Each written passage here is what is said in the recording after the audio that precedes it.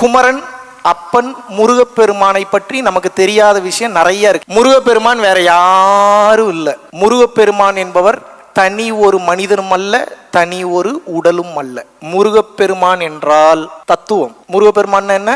முருகப்பெருமான் எப்ப பிறந்தாரு? நான் கேக்குறேன், எங்கடா பிறந்தாரு அவரு? எப்ப பிறந்தாருன்றே தப்பு. எங்க பிறந்தாரு அவரு? தந்தைக்கு முந்தியவன். யாரு? தந்தைக்கு முந்தியவன். நெற்றிக்கண்ணிலிருந்து தோன்றியவனா? நெற்றிக்கண்ணிலிருந்து தோன்றவன் எப்படி தாயினுடைய வயிற்றுக்குள்ள 10 மாசம் குழந்தையா இருந்து கெட்டது நல்லதெல்லாம் அனுபவிச்சு யோனி வழியாக பிண்டமாக வெளியே வந்து உயிர் பெற்றாரா முருகப்பெருமான்? அப்ப எப்படி நீங்க அவரை மனுஷன் சொல்றீங்க? முருகன் அப்படின்னா என்ன அப்படின்னா தத்துவம்னு அர்த்தம். அது என்னப்பா தத்துவம்? யாருக்கெல்லாம் முருகன் ஆகணும்னு ஆசை இருக்கு? அப்ப ஆசை இருக்கு, ஆனா அவர் பாட்டுக்கு கோமணத்தை கட்டிட்டு போய் பழனி மலையில நின்றாரு. எப்படின்னு அவர் ஆகிறது?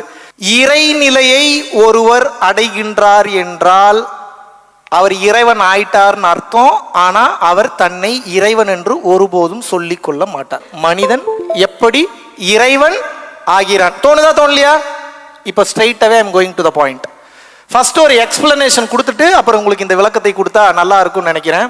அதர்வன வேதம் இருப்பதிலேயே 4 வேதங்கள் மிக உயர்ந்த வேதம். எந்த அந்த 4 வேதங்கள் என்ன? ரிக், யஜூர், சாமம், அதர்வனம். இந்த அதர்வன வேதத்தில் வரக்கூடிய பவிஷ்ய புராணம் சூத்தம் 18 என்ன சொல்லுது தெரியுமா? லிங்கசேதி சிகாயின சுமஸ்ருதாரி சதாசக உச்சலாபி சர்வபட்சி பவிஷ்யக்கி ஆலோமம முசலைனை ஸ்மஸ்காரா அப்படின்னு என்ன தெரியுமா? என்னடா என்னென்னமோ சொல்லிட்டு முருகப்பெருமான்ற வாட்டுக்கு அதர்வன வேதம்ங்கிற 18ஆம் நம்பருங்கிற முன்ன பின்ன இதெல்லாம் சொன்னது இல்லையே. ஒன்றும் இல்லை. இதுக்கு என்ன அர்த்தம்னா, நீங்க தான் இஸ்லாம் வேற, இந்து மதம் வேற, கிறிஸ்டியானிட்டி வேற, புத்திசம் வேற, டாவோயிசம் வேற பிரிச்சு பாக்குறீங்க. நம்மை இந்து மதத்தை சேர்ந்தவர்கள் முன்னாடியே அதர்வன வேதத்துல எழுதிட்டு போயிட்டாங்க. யாரை பத்தி? நபிகள் நாயகத்தை பற்றி எழுதி வைத்து விட்டு சென்று இருக்கிறார்கள். இந்து மதமே முஸ்லீமை ஏத்துக்குச்சு. உங்களுக்குள்ள ஏன் இவ்வளவு சண்டை? எனக்கு புரியவே இல்லை. இப்போ உங்களுக்கு அந்த எக்ஸாம்பிள் சொன்னா புரியும். லிங்கசேதி சிகாயன அப்படின்னா என்ன? உலகத்திலேயே ஒரு மாபெரும் லிங்கம் இருக்கும். அந்த லிங்கம் இருக்கும் இடம் காவா. காவானா இப்ப இருக்கக்கூடிய மெக்கா. சோ உலகத்திலேயே மிகப்பெரிய லிங்கம் இருக்கும். அது காவா என்கின்ற மெக்காவில் இருக்கும். அந்த இடத்தை மையமாக வைத்து ஒருவன் பிறப்பான். யார் அவரு? நபிகள் நாயகத்துக்கு அடையாளம் சொல்லியிருக்காங்க. நம்ம இந்து மதத்துல நம்மளுடைய புத்தகத்துல அடையாளம் சொல்லியிருக்காங்க. அடுத்து சுமஸ்ருதாரி சதாசக அப்படின்னா என்ன? இந்த மாதிரி ஒருத்தர் அந்த மெக்கால பிறப்பாரு. அவருக்கு குடுமி இருக்காது அப்படின்னா என்ன அர்த்தம்? அவர் ஐயரா இருக்க மாட்டார். மாறாக அவருக்கு தாடி இருக்கும். அப்புறம் பவிஷ்யக்கி ஆலோமம அப்படின்னா என்ன? 5 எழுத்து மந்திரமான ந ம சி வ ய என்கின்ற 5 எழுத்து மந்திரத்தை உலகம் எங்கிலும் கொண்டு போய் அவர் சேர்ப்பார். யாரு? நபிகள் நாயகம். இப்ப நீங்க கேட்கலாம், நபிகள் நாயகம் எங்கயா 5 எழுத்து மந்திரத்தை கொண்டு போய் சேர்த்தார்? மேம்புல் மேய்தால் அவர் பண்ணலன்னு தான் தெரியும். ஆனா மாபெரும் மகான், அவர் அருமையா எழுதி வச்சுட்டு போயிருக்கிறார். அவர் இதை பண்ணுவார்னு அதர்வன வேதத்துல சொல்லியிருக்கு. என்ன சொல்லியிருக்கு? 5 எழுத்து மந்திரம்னா என்ன? ந ம சி வ ய. இந்த 5 எழுத்து மந்திரத்தை தொடர்ந்து ஓதினாலும், ஓம்காரத்தை தொடர்ந்து ஓதினாலும் என்ன நடக்கும்?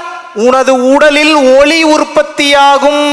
இஸ்லாத்துல என்ன சொல்றாங்க? இறைவன் என்ன ரூபத்தில் இருக்காருன்றாங்க? ஒளி ரூபத்தில் எங்கும் வியாபித்திருக்கிறார். அந்த பிறைக்கு காரணம் தான், ஒளிக்கு காரணம் தான், ஃபிளேமுக்கு காரணம் தான். இறுதியாக எல்லாம் சொல்லி முடிச்சு சொல்றார், முசலைனை ஸ்மஸ்காரா. அவர் முஸ்லீம் என்று அழைக்கப்படுவாராம். நம் நாட்டுல மட்டும்தான் மதத்தை சொல்லி இவ்வளவு மதக்கலவரம், இவ்வளவு சண்டை, இவ்வளவு பஞ்சாயத்து. ஆனா உண்மையான ஞானம் அடைந்தவர்கள் அனைத்து மதங்களையும் ஏற்றுக்கொண்டவர். விச் மீன்ஸ் என்னன்னா, எந்த வழியில வேணாலும் நீ போப்பா, நீ டெஸ்டினேஷன் வந்து ரீச் ஆனா போதும்னு சொல்றாங்க. இந்த வகையில் பார்க்கும்போது நீங்கள் இன்னைக்கு ஒன்று தெளிவா புரிஞ்சுக்கணும்.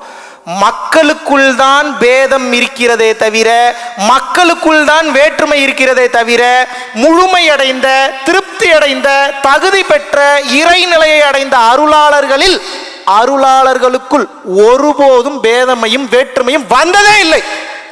அப்படி வந்தால் அவர் அருளாளர்களாகவே இருக்க முடியாது. இப்போ உங்க சொந்தக்காரர் வராரு, உங்க வீட்டுக்கு வராரு, நீங்க என்ன அவங்க வீட்டுக்கே போயிட்டு இருக்கீங்க, எங்க வீட்டுக்கு வர மாட்டீங்களான்னு அன்பா கேட்கறது வேற.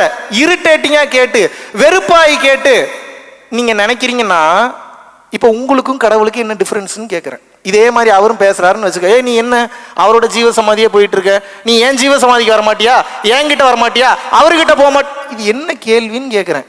உங்களை மாதிரியே யோசிச்சா அவருக்கு பேர் குருவா? அப்ப நீங்க என்ன நினைக்கிறீங்க, குருவும் உங்களை போலவே யோசித்து கொண்டே இருக்க வேண்டும் என்று நினைக்கிறீங்க. இது எப்படி பாசிபிள்னு கேட்கிறேன். உங்களை போல் யோசிச்சா அவர் முதல்ல எப்படி குருவா இருக்கும்? ஏங்க உங்களை நீங்க யோசிக்கிறதே அவர் யோசிக்கிறாருன்னா உங்களுக்கு எதுக்கு இன்னொரு குரு? முருக தத்துவம் என்பது மிக தெளிவாக ஒன்றை சொல்கிறது. என்ன, எத்தனை பேர் மகாமுனி படம் பார்த்தீங்க? மகாமுனின்னு ஒரு படம் வந்தது தெரியுமா? இது எதுக்கு உங்களுக்கு இவ்வளவு ராவா இவ்வளவு வெளிப்படையா கதையை படத்தெல்லாம் வச்சு சொல்றேன்னா உங்களுக்கு புரியாது. இல்லாட்டினா இப்ப நான் கொஞ்ச நேரத்துக்கு முன்னாடி ஒரு 4 லைன் பாடினேன், ஏதாவது புரிஞ்சுதா உங்களுக்கு? விளக்கம் கொடுத்ததுனால புரிஞ்சுது. அதனாலதான் உங்களுக்கு பட ரீதியா என்டர்டைன்மெண்ட் ரீதியா உங்களுக்கு புரிய வைக்கணும்னு நினைக்கிறேன். முருகன்னா என்னன்னு தெரியாமே கும்பிட்டு இருக்கோம். முதல்ல முருகன்னா என்னன்னு தெரிஞ்சுக்கங்க. முருகன்னா நீங்க என்னன்னு தெரிஞ்சுங்கன்னா தான் முருகன் உங்களுக்குள்ள வேலை செய்ய வரலாம், செய்ய மாட்டார். இத்தனை வருடம் தைப்பூசம் நாம் கொண்டாடுகிறோம், இருந்தாலும் கூட முருகனை பற்றி நமக்கு ஒருபோதும் தெரிவது இல்லை. தெளிவாக புரிந்து கொள்ளுங்கள். முருகப்பெருமான் என்பது என்னன்னா தத்துவம். இந்த மகாமுனி படத்துல 2 கேரக்டர்ல ஆரியா நடிச்சிருப்பார். ஒன்னு நல்ல ஆரியா, இன்னொன்னு கெட்ட ஆரியா. ஒருத்தர் கொலை கொள்ளை இதெல்லாம் பண்ணி பணம் வாங்குறவர். இன்னொரு ஆரியா என்ன, சும்மா பழைய ட்ரெஸ்ஸை போட்டுக்கிட்டு சும்மா லோக்கல்ல இருக்கக்கூடிய ஆளுங்களுக்கு போய் வகுப்பு எடுத்துட்டு இருப்பாரு, ஹெல்ப் பண்ணுவாரு, தத்துவம் பேசுவார். இந்த மாதிரியான ஒரு ஆள். ஒரு காலகட்டத்தில் நல்ல ஆரியாவை கொன்றுவானுங்க, செத்துருவார். நல்ல ஆரியா எழுதி வச்ச அந்த குறிப்புகள்லாம் இருக்குல்ல, இந்த குறிப்பெல்லாம் யாருக்கிட்ட போயிரும்னா கெட்ட ஆரியாவா ஜெயிலுக்குள்ள இருக்கக்கூடிய மகா அப்படின்ற கேரக்டருக்குள்ள அது போயிடும். செத்தது எந்த கேரக்டர்? முனி. முனி செத்துறாரு.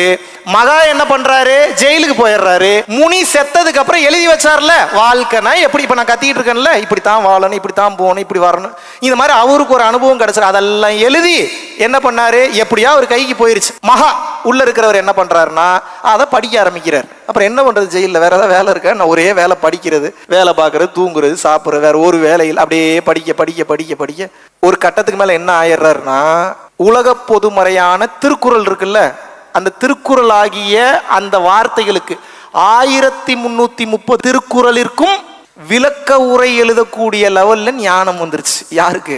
நம்ம மகா கிட்டத்தட்ட ஒரு முனி ஆயிட்டாரு. எப்படி ஆனார் முனி? அகத்தியர் இருக்கிறார்.